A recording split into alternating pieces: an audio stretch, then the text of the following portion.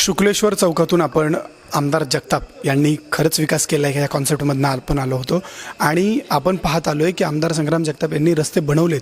काही ठिकाणी लाईट नाही आहेत, परंतु नागरिकांचं असं म्हणणं आहे की लाईट आज ती बंद पडली आहे, परंतु लाईट आणि रस्ते हे चांगल्या पद्धतीने केलेत म्हणून आम्ही आमदार संग्राम जगतापांच्या सोबत आहोत असं अनेक लोक प्रतिक्रिया व्यक्त करतात. परंतु एक इतिहास जो आहे नगर शहरात आपण पाहतो किंवा राज्यात पाहतो, देशात पाहतो की कुठंतरी जातीयवादाचं रोपटं लावलं जातं आहे आणि ते जातीयवादाचं रोपटं आज वटवृक्षामध्ये मोठं होतं आहे. परंतु ह्या भिंगार शहरामध्ये एक ऐतिहासिक गोष्ट मी तुम्हाला सांगू इच्छितो की ह्या भिंगार शहरामध्ये श्री स्वामी समर्थांचं मंदिर आहे आणि ह्या श्री स्वामी समर्थांना मानणारा खूप मोठा वर्ग आहे. ही जागा जी आहे, हे जे मंदिर आपल्याला दिसतं आहे, हे आलिशान मंदिर हे लोकवर्गणीतून झालेलं आहे. लोकांनी वर्गणी जमा करून हे मंदिर जरी केलेलं असेल, परंतु ह्या ठिकाणी एका मुस्लिम समाजाच्या व्यक्तीने ह्या मंदिराला ही जागा डोनेट केलेली आहे असं आपल्याला माहिती मिळते आहे. आणि ही जागा निशुल्क पद्धतीने निशुल्कपणे मंदिराला मुस्लिम समाजाच्या एका कार्यकर्त्यांनी दिलेली आहे. त्या कार्यकर्त्याचं नाव आहे मतीन ठाकरे आणि असं सांगण्यात येतं की तो मतीन ठाकरे नावाचा जो व्यक्ती आहे तो आमदार संग्राम जगताप यांचा कार्यकर्ता आहे असं आम्हाला माहिती मिळते आहे. परंतु काय सत्य आहे, काय खोटं आहे आणि काय खरं आहे हे आपल्याला अद्यापही अजून माहिती नाही आहे. परंतु आतमध्ये मंदिराच्या आतमध्ये काही पुजारी असतील किंवा कोणी संबंधित विश्वस्त असतील, आपण त्यांच्याशी जाणून घेऊयात की खरंच हा प्लॉट कोणी दिला आहे, का दिला आहे आणि याच्यामध्ये समाजाची बांधिलकी जपण्यासाठी किंवा दोन धर्मामध्ये प्रेम जिवंत ठेवण्यासाठी कदाचित या गोष्टी सर्व धर्म समभावाच्या माध्यमातून केल्या असतील. तर आपण आतमध्ये येऊयात. सुसज्ज परिसर आहे आणि एकदम अत्यंत शांतता आहे. आपण कोणत्या प्रकारे पाठ लावणार नाही आहेत, आपण सरळ मंदिरामध्ये येऊयात. परंतु मंदिरात येण्याच्या अगोदर आपण मीडिया आहोत, आपण त्यांची परवानगी घेणं अत्यंत गरजेचं आहे. काही महिला दर्शन घेऊन येत आहेत. या तुम्ही या. त्यांचं दर्शन, देवाचं दर्शन घेणं अत्यंत महत्त्वाचं असतं, गरजेचं असतं. लोकांच्या श्रद्धा असतात आणि आपण मंदिरामध्ये येऊयात. मी विनंती करतो तुम्ही देखील माझ्यासोबत या आणि स्वामी समर्थांचं छान असं मंदिर या ठिकाणी आहे. स्वामी समर्थांचं सगळ्या गोष्टी इथं आहेत. खूप छान सुसज्ज आणि अत्यंत स्वच्छता या ठिकाणी आहे. आपण पाहतो याचे ग्रिल्स एकदम चमकत आहेत, त्याची फरशी चमकती आहे. स्वामी समर्थांचं मंदिर आहे आणि पुजारी साहेब देखील इथं आहे. नमस्कार. मला तुमच्याशीच बोलायचं आहे, परंतु तुम्ही खूप मागे होतात. आम्ही विना परवानगी आलो असं नाही म्हणता येणार, पण आम्हाला परवानगी आहे तुमच्याशी बोलायची. स्वामींचा दरबार आहे. स्वामींचं दर म्हणजे त्यांच्यासाठी सगळे लेकरं सामान आहेत. नक्कीच नक्कीच. लहान असो मोठा असो, तिथं त्याचे कुठल्याही प्रकारचं त्याच्यामध्ये भेदभाव नसतो. म्हणजे हा प्लॅटफॉर्म सगळ्यांसाठी उपलब्ध आहे. नक्कीच. खूप खूप धन्यवाद, तुम्ही आम्हाला वेलकम केलं इथं. सर, मला तुमचं नाव आणि तुमचा परिचय थोडक्यात द्या. मी जितेंद्र भोसले. आम्ही ह्या मंदिराचं, म्हणजे मी एक स्वामींचा सेवक आहे, तर त्यांच्या परवानगीने किंवा ते मला बुद्धी देतात म्हणून आम्ही इथलं कार्य बघतो. पण ते मी एकटा बघत नाही, आमच्या मागं असंख्य स्वामी परिवार आहे, त्या सगळ्यांच्या वतीने मिळून हे सगळं चाललं जातं. सर, एवढा छान असा परिसर आहे, एकदम शांतता आहे, किती सुंदरता आपण या ठिकाणी मांडली आहे. आपण किती वर्षापासून हे मंदिर आहेत? साधारण एक 14 वर्ष झाले म्हणजे हे मंदिर. पण मंदिराचं जे स्ट्रक्चर आहे आता जे तुम्हाला दिसतंय स्वरूप, ते साधारण त्याला 2 वर्ष झाले. पूर्वी इथं एक पत्र्याचं छोटंसं शेड होतं, एक 15 बाय 20चं, तर त्याच्यामध्ये आम्ही स्वामींची सेवा करायचो. या भव्य मंदिराची स्थापना कशी झाली? म्हणजे आज आपण पाहतो एवढ्या छान सुंदर फरशा इथं लागलेल्या आहेत, कुठेही घाण आपल्याला दिसत नाही, सुसज्ज सगळ्या गोष्टी दिसत आहेत, प्रसन्न वाटतं, एकदम छान वाटतंय. तर कसं उभं केलं एवढं सगळं? आता एका माणसाने शक्य नसतं असंही. आता मी जर बोललो तर तुम्ही परत म्हणता की साहेबांचं तुम्ही परत नाव घेताय, पण तसा विषय नाही आहे. कारण ह्याची सुरुवात मुळात संग्राम भैयांमुळेच झाली. कारण आम्ही एकदा असंच थोडं डिस्कशन चाललं होतं की आपल्याला आता हे पत्र्याच्या शेडमध्ये आपण स्वामींना किती दिवस ठेवायचं, की आपण आता त्यांचं मंदिर किंवा त्यांचं एक स्वतःचं स्थान निर्माण करण्यासाठी काहीतरी प्रयत्न करू. पण आम्हाला योग्य ते मार्गदर्शन होत नव्हतं. मग असंच एकदा आम्ही भैयांकडे गेलो तर त्यांना म्हटलं असं असं आहे.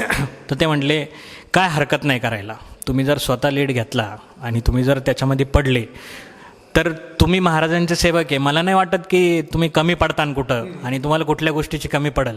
आणि जर कमी पडलं तर मी तुमच्या मागं उभा आहेच. मग आम्ही काय केलं, आवर्जून त्यांना भूमिपूजनासाठी बोलवलं त्यावेळेस. आणि त्यावेळेस जी सुरुवात झाली, अर्थात ती स्वामींची इच्छा होती की त्या इतक्या प्रतीक्षेनंतर त्यांनी सुरुवात केली आणि अवघ्या 4 महिन्यामध्ये हे सगळं स्ट्रक्चर उभं राहिलं.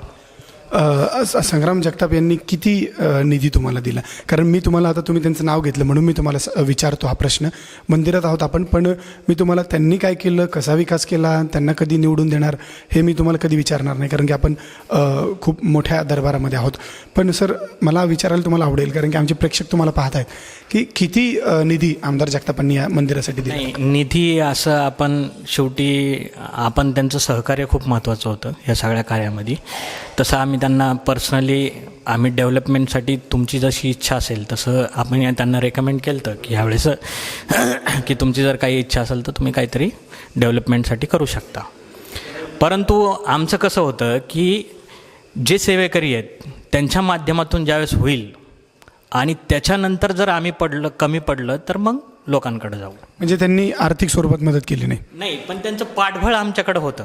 म्हणजे स्वामींचा एक संदेश स्वामींनी जगाला दिला आहे की भिऊ नको, मी तुझ्या पाठीशी आहे. आणि स्वामी तुमच्या पाठीशी आहेत, तुम्ही एवढं चांगलं केलं आहे. पण मला तुम्हाला एक आवर्जून विचारायला असं आवडेल की भारत देशामध्ये म्हणा, महाराष्ट्रामध्ये म्हणा, शहरामध्ये म्हणा, जातीय दंगली उसळलेल्या आहेत. कुठंतरी हिंदू समाजाला, मुस्लिम समाजाला, बहुजन समाजाला कोणता तरी एखादा नेता डॉमिनेट करण्याचा प्रयत्न करतो आणि जातीयवाद वाढवण्याचा प्रयत्न करतो आणि स्वतःची राजकीय पोळी भाजवण्याचा प्रयत्न करतो. परंतु ह्या स्वामींच्या मंदिराला ही जागा कोणी दिली आणि याची सुरुवात कशी झाली?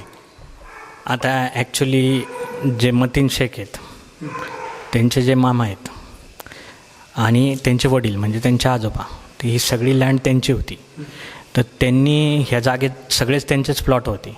म्हणजे मतीन शेख जे होते त्यांनी ही जागा स्वामींच्या मंदिरासाठी दिली. मग त्याच्यानंतर मग त्यांचे जे मामा होते ते एकदा असंच आम्ही त्यांच्यासमोर प्रपोजल मांडलं की स्वामींच्या मंदिरासाठी आपण इथं, ते म्हणले काय हरकत नाही, म्हणजे तुम्ही जर एखादा आध्यात्मिक उपक्रम करताय, जर चांगलं करताय तर माझी त्याला 100% परवानगी. आणि जी सुरुवात झाली इथं तर त्याच्यात पहिली आरती ही त्यांच्या हाताने होती.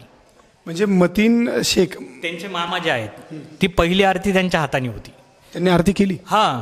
आणि त्याच्यानंतर जी म्हणजे जे चालू झालं त्याच्यानंतर मतींचं आम्हाला खूप सहकार्य आहे. त्यांनी काय आर्थिक स्वरूपात मदत केली? आर्थिक स्वरूपात म्हणण्यापेक्षा आता इथं आम्हाला ज्या काही अडचणी येतात म्हणजे त्याच्यामध्ये त्यांचं पूर्ण सहकार्य असतं. म्हणजे त्याला तांत्रिक असू किंवा वेगळे काही विषय असू, ते सगळे व्यवस्थित ते म्हणजे आता आपण पाहतो मार्ग काढणं हे सगळं व्यवस्थित. म्हणजे आपण पाहतो सर की कुठंतरी एक वेशभूषा असते किंवा दाढी घातलेला माणूस जर मंदिरात दिसला तर एकदम आश्चर्य लोक व्यक्त करतात. परंतु आता दाढी फॅशन झाली, कोणताही समाजाचा व्यक्ती असेल तो दाढी फॅशन म्हणून ठेवतो. मग मतीन शेख सारखा व्यक्ती तो दाढी ठेवून यायचा का इथे? नाही, ॲक्च्युली तुम्ही जे बोलताय ना, मी तुम्हाला काय सांगितलं की स्वामींच्या दरबारात सगळे सेवक सारखे. तुम्ही जर महाराजांचं चरित्र जर वाचलं असेल तर त्यांच्याकडं सगळ्या जाती धर्माचे लोक होते. म्हणजे त्यात सगळ्याच समाजाचे आले, म्हणजे तिथे कुठलाही समाज. महाराज ज्यावेळेस अक्कलकोटमध्ये आले त्यावेळेस तिथेही एक मोमेडियनच होता की त्यांनी चोळप्पाला महाराजांकडे घेऊन गेला.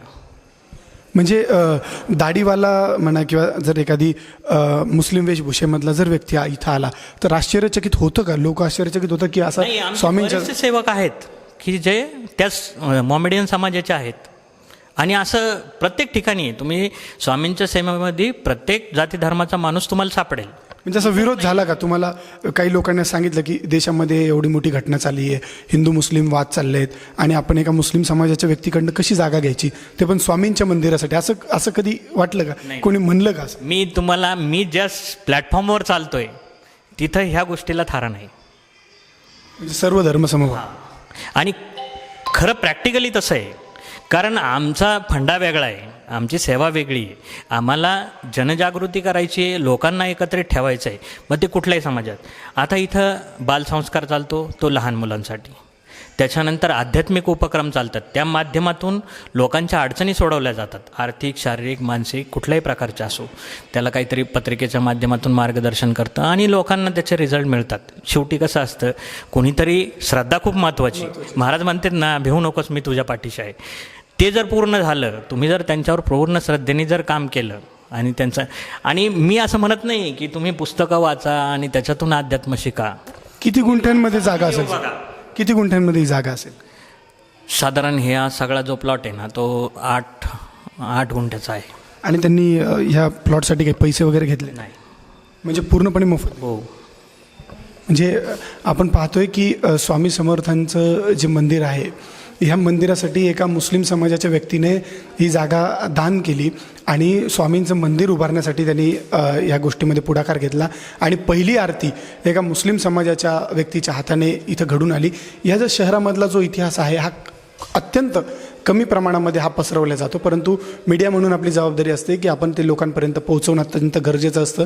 कारण की निवडणुका येऊन ठेपलेल्या आहेत आणि कुठंतरी निवडणुकींच्या माध्यमातून जातीयवाद किंवा दोन समाजामध्ये तेढ निर्माण करण्याचा प्रयत्न होतो. परंतु ज्यावेळेस युवकांना असं वाटेल की कोणता तरी समाज वाईट आहे किंवा कोणती प्रवृत्ती वाईट आहे किंवा एखादा धर्म वाईट आहे, तर त्या माणसाने धर्माला समाजाला न बघता प्रवृत्तीला बघितलं पाहिजे आणि सर्व धर्म समभाव, सर्व धर्माचा आदरही केला पाहिजे. अशाच नवीन घटनांशी आपण जुळूयात आणि अशाच शहरामधल्या नवीन घटना देखील आपण जाणून घेऊयात. त्यासाठी आपण पाहत राहा Times of Ahmednagar.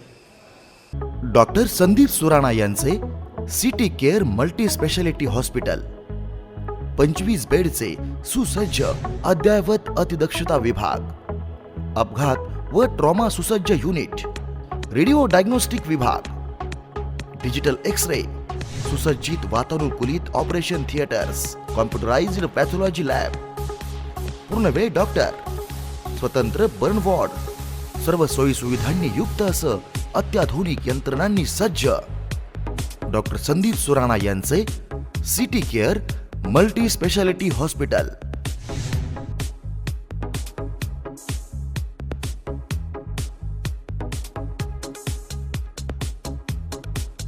Viraj estate, Tarakpur bus stand समोर, तारकपूर, अहिल्यानगर. Mobile number 80 55 55 41 55.